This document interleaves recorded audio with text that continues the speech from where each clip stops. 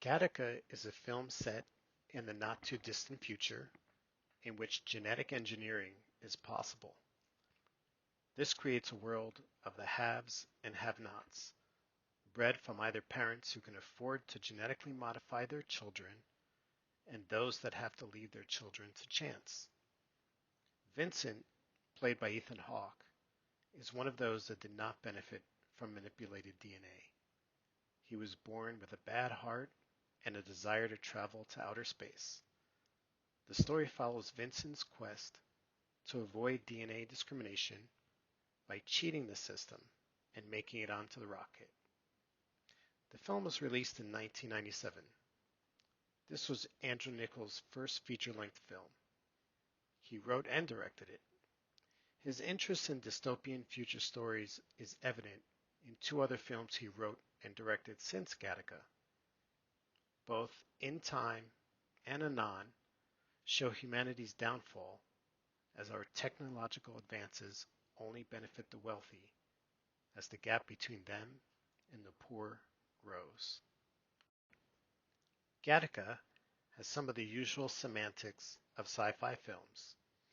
The Gattaca Corporation, where Vincent finds a job by using someone else's DNA, runs a program that flies into outer space every 7 years.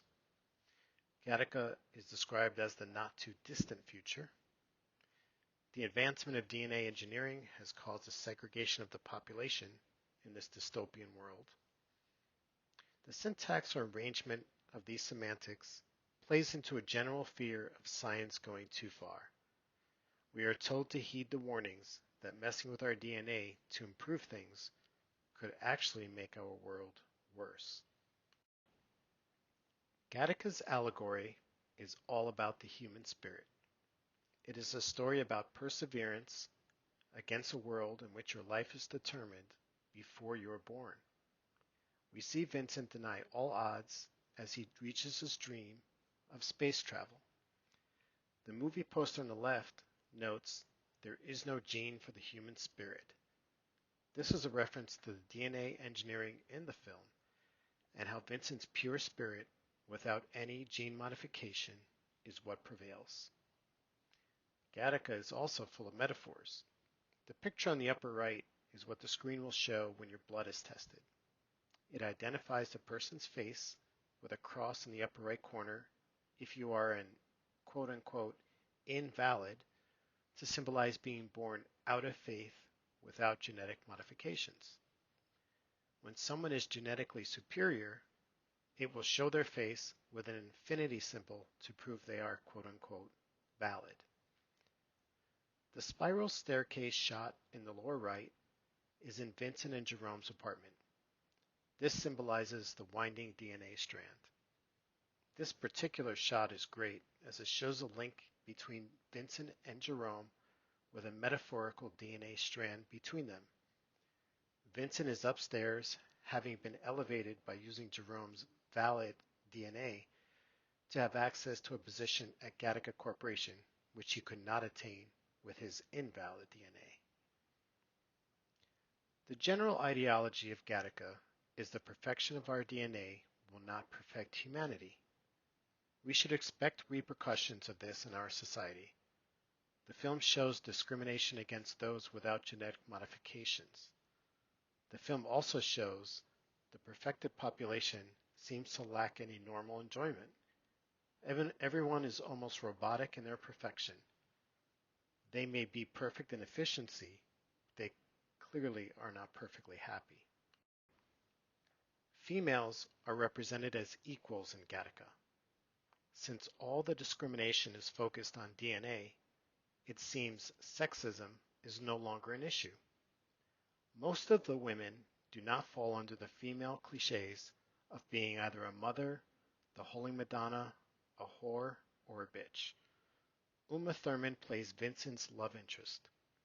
She is presented as every bit as intelligent and capable as he is. The elite that work at Gattaca represent what appears to be an equal ratio of men to women. These are the brightest minds of the world, and even though the director of the project is a man, we do not get the sense this is a male-driven atmosphere. I was happy with the female representation in the film, and then I did the Bechdel test. For those that are not familiar, the Bechdel test is 3 questions to address whether or not we see women as centralized characters in a film. First question is, are there 2 or more female characters? And there are in Gattaca. The second question is, do they have names? We know Uma's name is Irene, but Vincent's mother, who has a small role, never has her name uttered despite plenty of scenes with her early in the film. And just like that, even Gattaca fails the Bechdel test. There is almost no sexualization in the film. The future apparently is close to an asexual world. The elites are comprised of men and women who are all dressed professionally in the same shade of suits. I will share the only sexual scene in the film here. There is no nudity. The interaction between Vincent and Irene in bed is quite short and shot beautifully, almost focusing more in the background than the 2 of them in bed.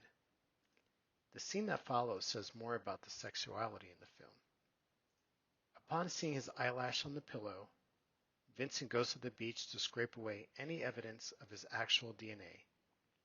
Our DNA matters so much in this world that it has hampered part of our inherent enjoyment as humans.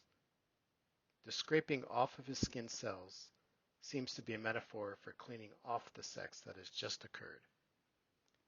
Please play the scene now.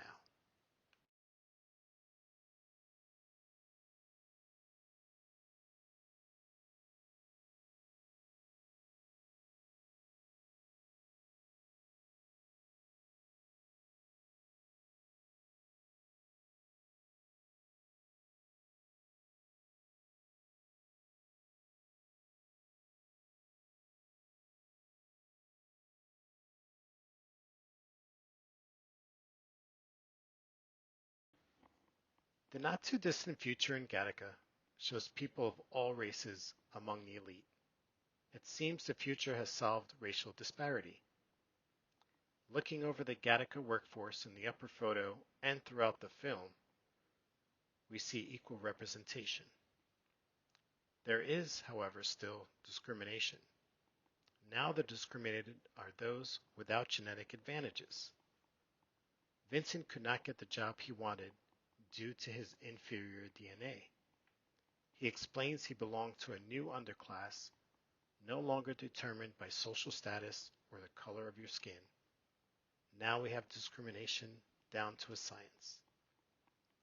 Gattaca relies on the recognizable tropes of racial discrimination to support its claims about genetic discrimination. Gattaca uses terminology, images, and familiar situations in discussions of racial discrimination. The lower photo shows a roundup of the invalids. In the storyline, they believe a murderer is an invalid, so they stop every invalid. This photo is reminiscent of African American profiling. In this scene, Detective Hugo explains his actions by stating, "He's an invalid, sir. Where do we look for invalids but where invalids are?" In Gattaca, children born in what we would consider the customary way become part of the genetic underclass and are known as invalid.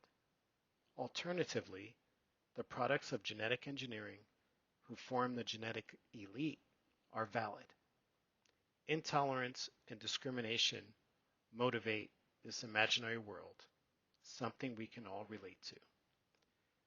This separation of class is shown by the same divide of valids and invalids. The top photo shows the janitors that work at Gattaca. This was Vincent's first job before he borrowed Jerome's DNA to become a scientist. In this future, if you are an invalid, you'll be stuck in lower class with no chance of upward mobility. The bottom photo shows Jerome out at a fine dining establishment that is clearly patroned only by valids. We see other interactions in the film where valids treat the invalids as less than human. This behavior displays current-day elite who live in a world well removed from the rest of society. In Gattaca, biomedical technology can build every person's future by modifying their DNA. This is the ultimate display of transhumanism. Today, we have improved human life through technologies such as hearing aids and pacemakers. The technology to control the DNA of specific characteristics of your unborn child would be a new level of transhumanism. The upper photo shows how Gattaca employees enter work. Instead of a photo ID, you simply place your forefinger over the slot. Your finger is pricked and your blood droplet is analyzed instantaneously to prove you belong there. The lower photo shows an actual advertisement sent out in newspapers leading up to the release of Gattaca. This ad was created to inspire interest in the film. The ad offers the ability to eliminate disease, obesity, music ability, athletic prowess, amongst other characteristics in your unborn child. Thousands of people actually called in to set up appointments. Gattaca's lack of box office success probably kept it from being copied or emulated in other films. As the years went on, Gattaca ended up being an underground success with a cult following, and is today viewed as one of the best sci-fi films of all time. Gattaca ultimately had an impact on the film industry. DNA manipulation is very popular in sci-fi.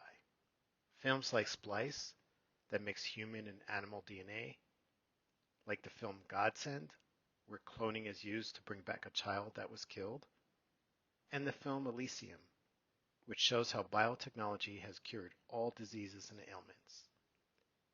In the real world, there is currently a baby-picking test offered by a New Jersey startup company called Genomic Prediction.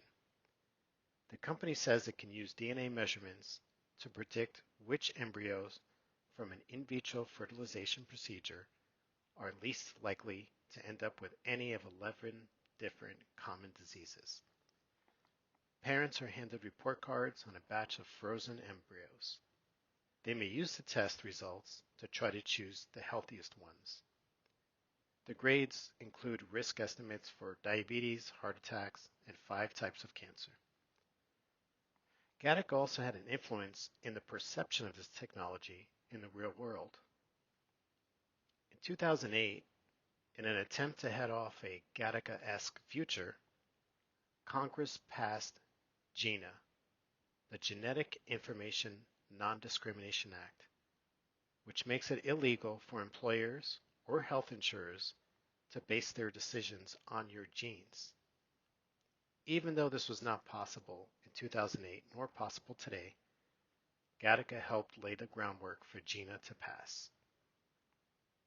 I will leave you with Roger Ebert's comment in his review of the film in 1997.